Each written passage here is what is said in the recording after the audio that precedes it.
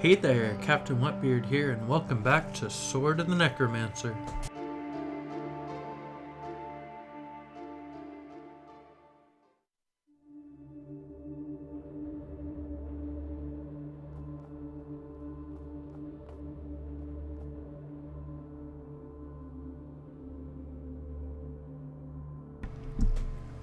Okay, so since the last episode, I went ahead and I worked on this gear a little bit.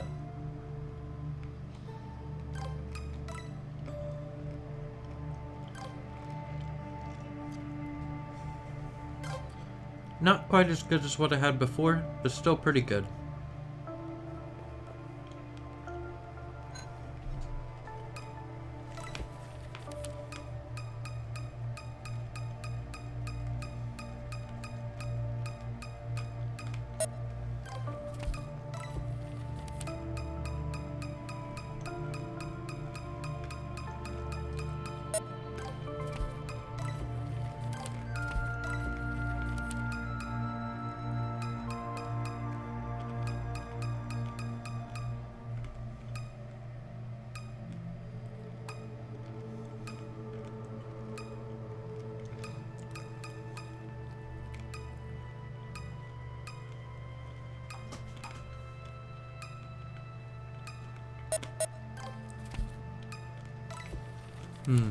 There are also some journals here.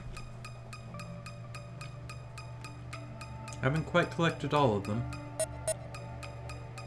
There's one that has eluded me. But the important ones are Zain, because Zain is the Necromancer. My experiments led me to this to be capable of transferring life force from an organism to another. It is very different from the Notam's healing magic. This is a true life transfusion. I can make a dead body turn back to life by sacrificing a second healthy body. However, that seems to last only for a brief moment, before the life force breaks free from the formerly dead body.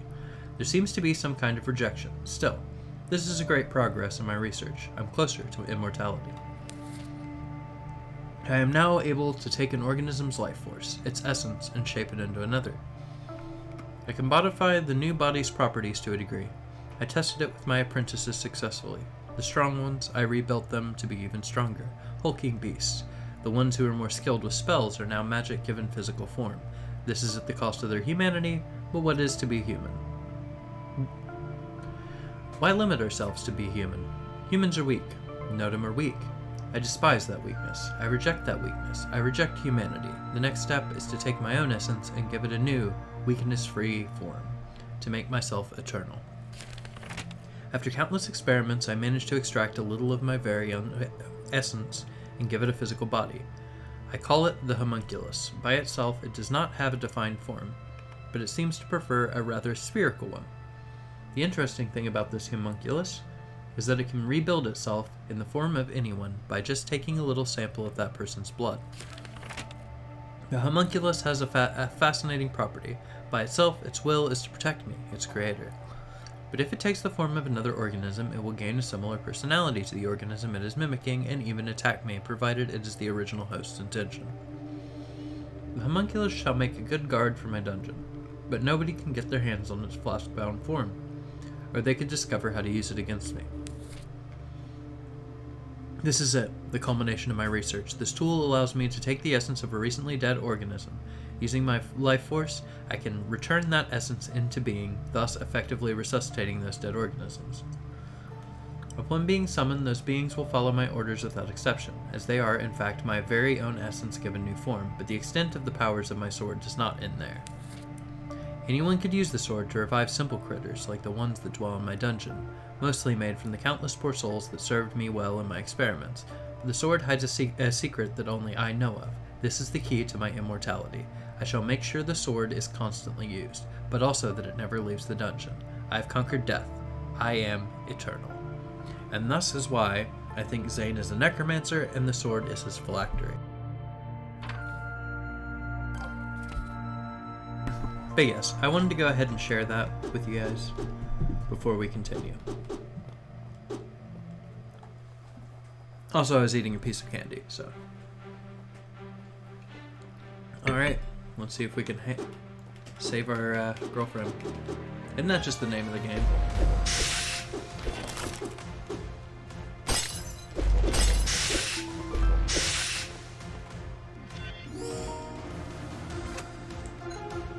Mask of Freeze Guard?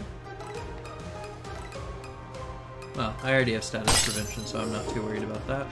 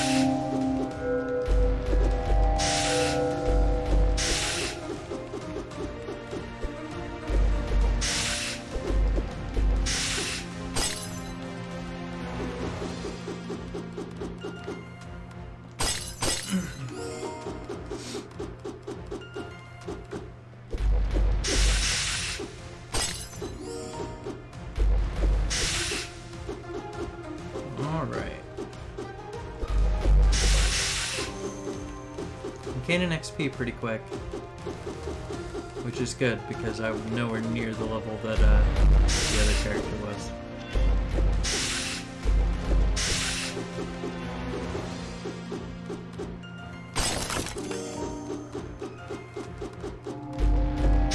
I also don't have XP gain on my gear like the other one did, so it might take me a minute to catch up.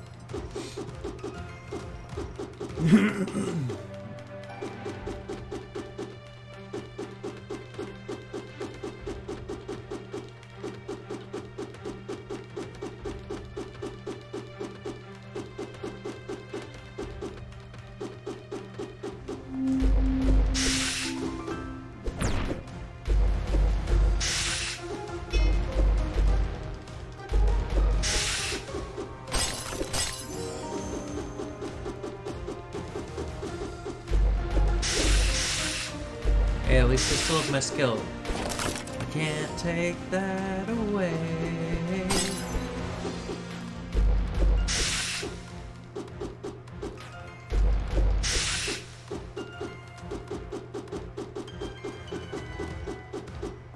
I kill these mooks and I'm happy all the time. Happy all the time.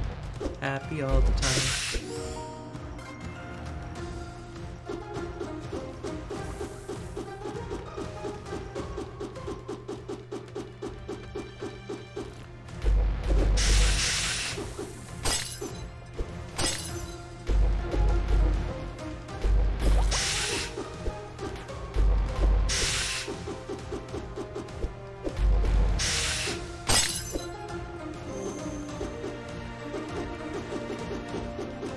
I'm not leaving here yet.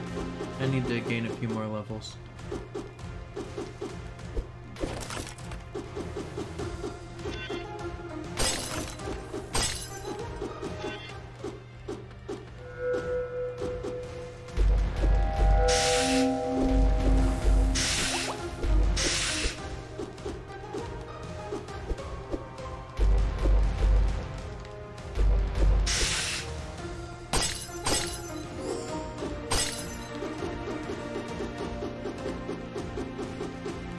We go. There's still one more room.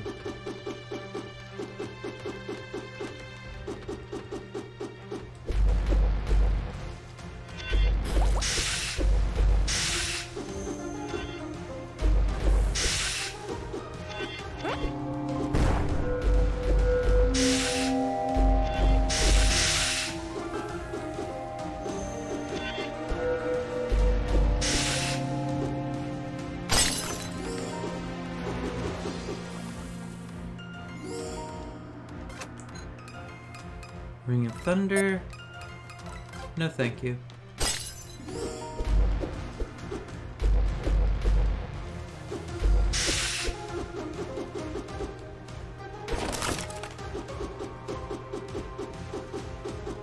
Oh, that's what I forgot to add.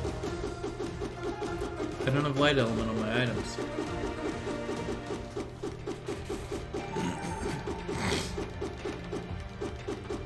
Well, not much for it right now. On we go. Oh, hello. You're back.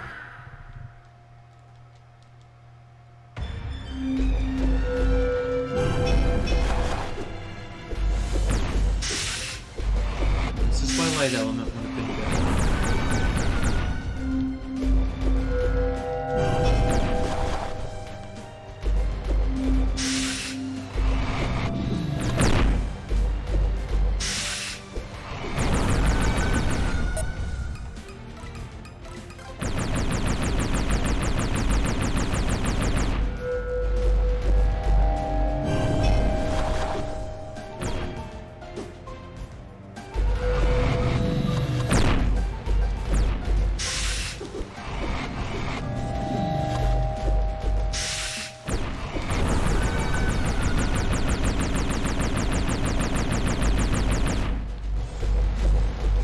There we go. Bustin' makes me feel good.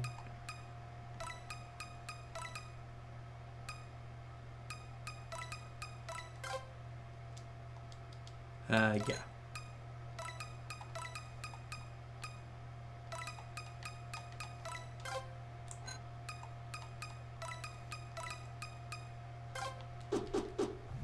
All right, on we go.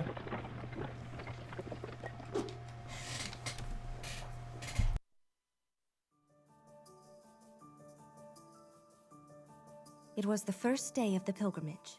Nobody came to bid me farewell, except for one of the temple's priestesses, who handed over a bag of coins to finance our journey. Not even Father deigned to attend. But that did not stop me. We departed early with the first light of dawn. Just you and me on the way to Ethan, the first city on our itinerary. This was the first time I left Euda. A whole world before my eyes, a world that I only knew through books. I would finally be able to experience in my own skin all those words I had read. I had never before been able to observe nature around me so closely. I had to take notes. Along the way, I did not cease in my determination to observe the different animals and plants I spotted. You were always walking in front of me, several feet away, impatient. But I could not help it. That is how I spent the whole day. I was engrossed looking at some plants when I heard a noise behind me. As I turned, I saw it, a huge beast with gigantic fangs. The beast braced itself and lunged forward to ram me, and I could not do anything but run and call for help.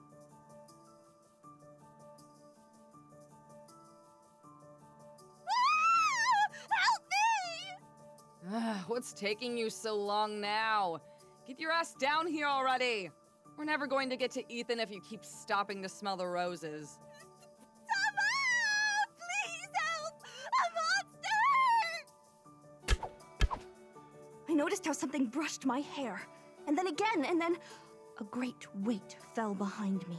I turned around, and there was the beast, lying on the ground, dead. And stuck in its head 2 arrows resulting from 2 well-aimed shots.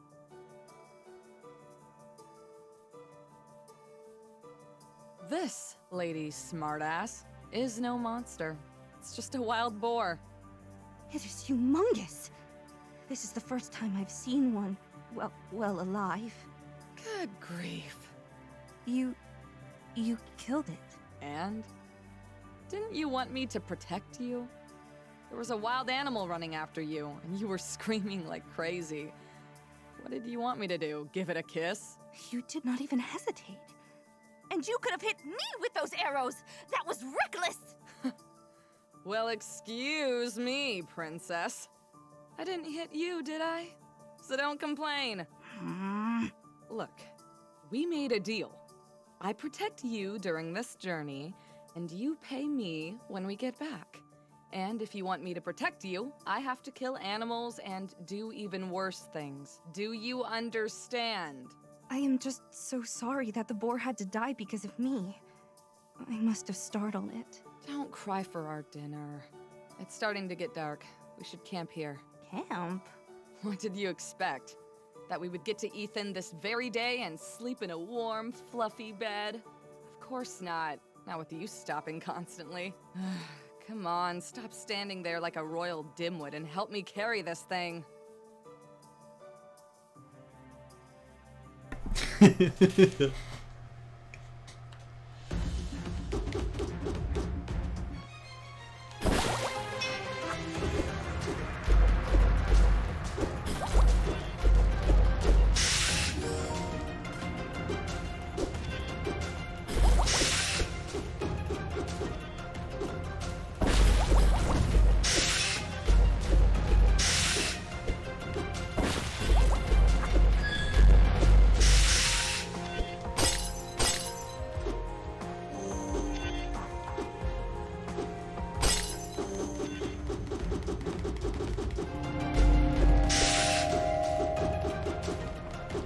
Doing pretty okay.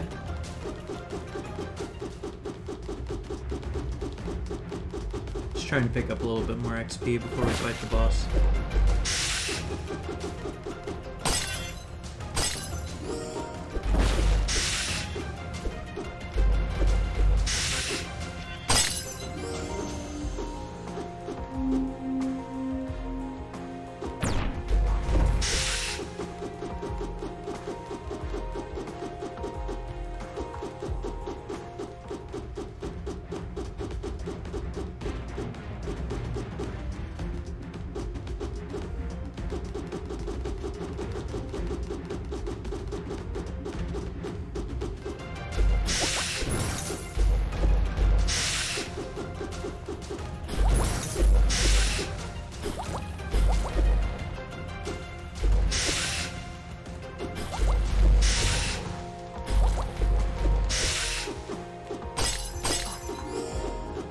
Nice, we got Gerald's journal.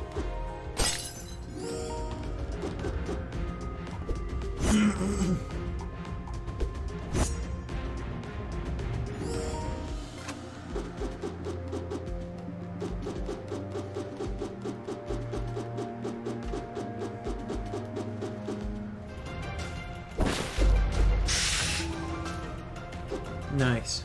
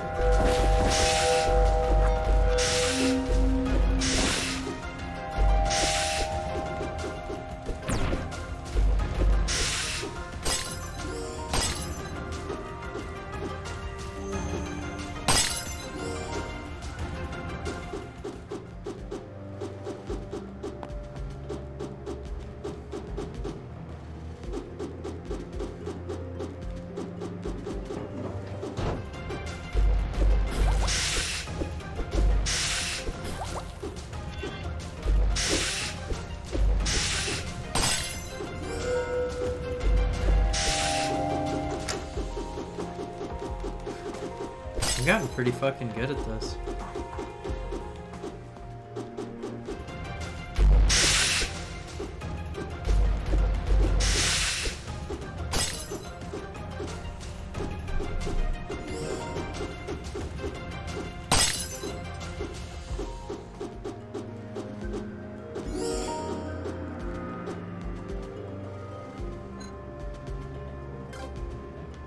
I'll skip it. My weapon doesn't work with strength anyway, it works with magic.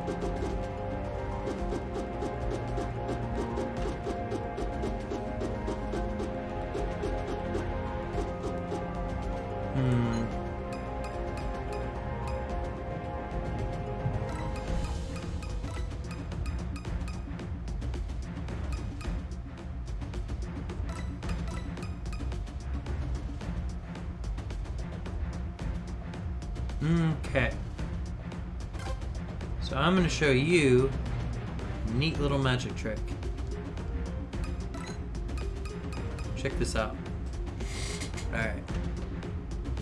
So, you may notice there are a couple things that you can do in your inventory. You can move things around, but you can also read code. So, if you know the right QR code, then you can do this, which can come in handy in a pinch.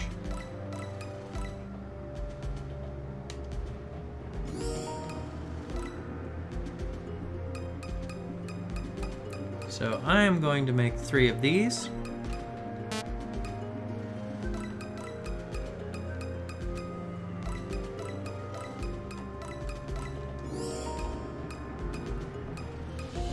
Well, actually, I guess I'm just gonna make 2. Okay. And there we go. Now I got a couple extra potions. I wanted to take the time to teach you that, because, you know, you might not need it, but if you do, that code there that I just showed you can be used to make potions. If you have a scanner, you can also scan it in, but you can just enter it in manually.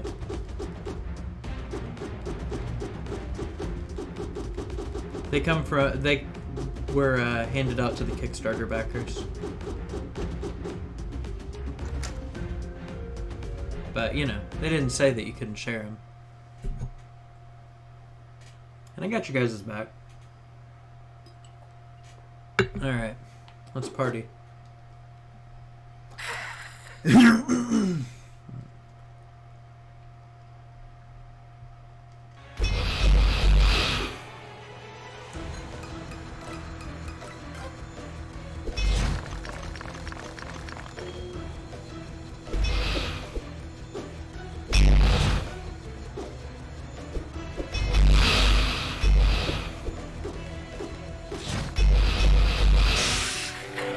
Get wrecked.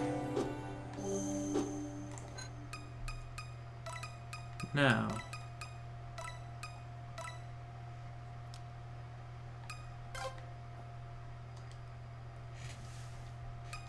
Yes.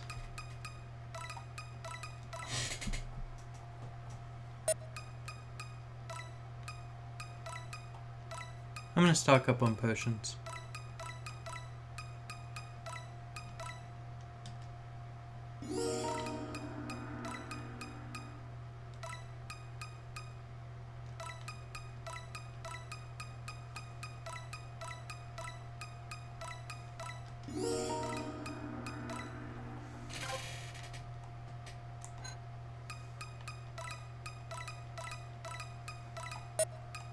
There we go. Full stock of potions. So there you go. You get to see it one more time.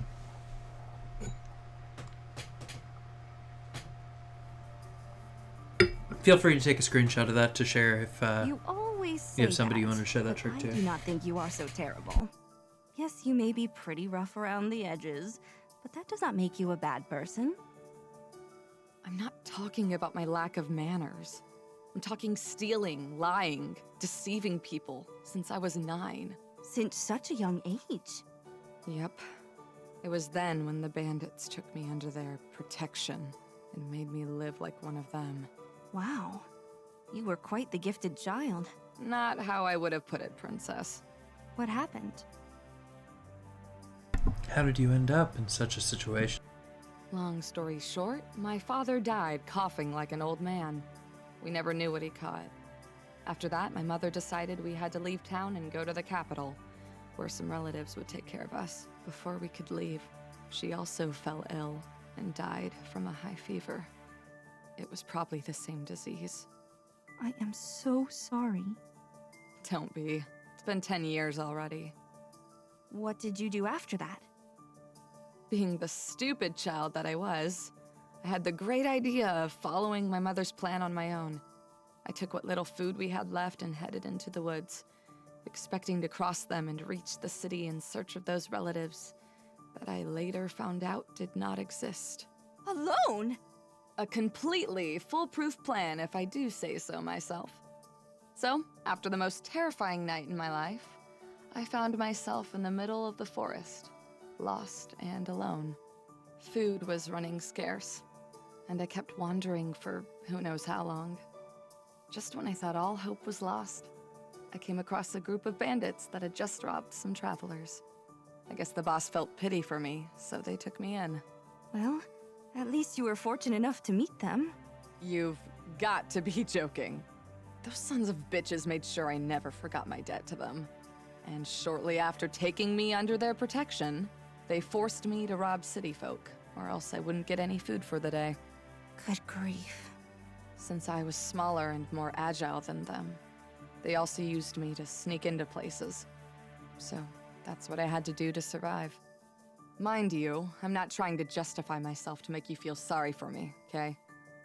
With time, I even took a liking to stealing and threatening people at knife point. I became just another bandit, condemned to live that way forever. But hey, it's not like I expect someone like you to understand. Are you saying that because I had a comfortable life? Comfortable? Any girl would kill to live a tenth of what you have lived. Well, I will not even try to compete with what you have been through. It is evident that you have been through much worse than me. But I have not lived as happy of a life as you might think. So you're saying that little princesses can also cry? For other reasons, but yes. I have lived all my life in the shadow of my lineage. Your lineage? What are you, royalty? Let us say that through my veins runs a somewhat special blood, descending directly from the Nodam. A daughter of the gods' messengers, no less. And you expect me to not call you princess? That is why my family are the ones in charge of the Temple of Euda. We are the only remnants of Nodam on the mainland. Of course, because they ran off and bailed out. And if you're that special, what the hell are you doing traveling alone with a dirty bandit? Shouldn't your daddy be extremely worried about what happens to his Father hopes that I turn back to the temple scared and without completing the pilgrimage. There are two things that our family takes very seriously. Keeping promises and keeping the Nodam's pride and honor. If I am here with you, it is for those two reasons. I want to bet against my father, and his pride prevents him from even trying to clip my wings. Well, well. So you played your cards right and got away with it. And why so much interest in the pilgrimage? Apart from the learning thing. Precisely to fulfill a promise. I promised my mother. I swore on her deathbed that I would not make the same mistakes as father. And that I would truly help people. So your mother's dead too? And it seems that she died in a similar way to yours, 6 years ago. Since then, I have had to carry all her responsibilities, in addition to continuing my education. And even before that, I spent my life preparing for that moment, night and day. It is what a descendant of the Nodam is supposed to do. So, what worries you is having to meet the expectations of literally everyone, of an entire continent. I was speechless. You could infer how I was feeling exactly just by hearing that little about me. Thank you for understanding. Unlikely as it sounds, you are the first to do so. Throughout my life, everyone just told me that this is what you should do, regardless of what I thought. It is precisely because of my duties that I had to make this pilgrimage. This would be my only chance. Why is that? I turned 20 years old a few months ago. When I turn 21, according to our traditions, I must lock myself in the temple forever. I won't be able to walk the streets of Euda. So, this pilgrimage is a way to delay the inevitable, right? You said this could take a couple of years. Indeed. And I plan to make good use of them. That's fucking rough. Well, I think that's about all the time we got for this episode. If you enjoyed it, be sure to share it with a friend, because word of mouth does help a lot with helping my channel grow. And be sure to like and subscribe and hit that notification bell so you get notified when the next episode drops. Till then, have a great night. Peace out.